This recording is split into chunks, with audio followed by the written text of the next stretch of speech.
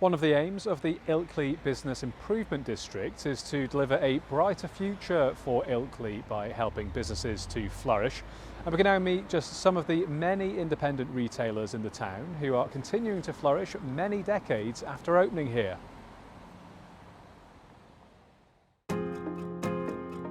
I set up this business 31 years ago. 3 years ago we had a change of direction and we took Jess on as a co-director. We do everything from fine traditional jewellery to christening. The most popular thing that we do is redesigning people's inherited jewellery.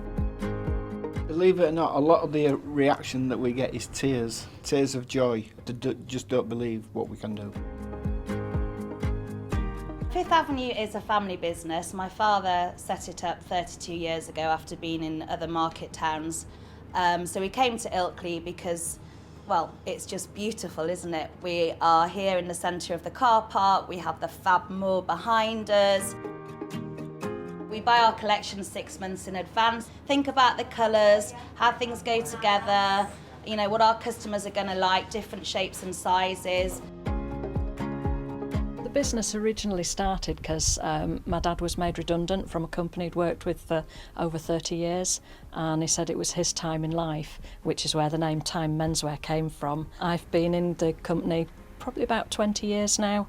Love the job, love the customers, just like being in with the public and helping people. We're a traditional gents outfitters. We do lots of everyday garments, traditional men's clothing, formal wear, casual wear. There's just a happy atmosphere in Ilkley. Customers do come regularly from far and wide.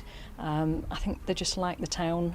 There's a lot of individual shops and businesses. It's a very friendly community, especially as business owners. We all try to work together and support each other. We're very strong believers of shopping locally. The people that haven't been to Ilkley, you need to make it a shopping destination because it's just fabulous. We're all very friendly. We have lots of different things for you to see, and just come and see.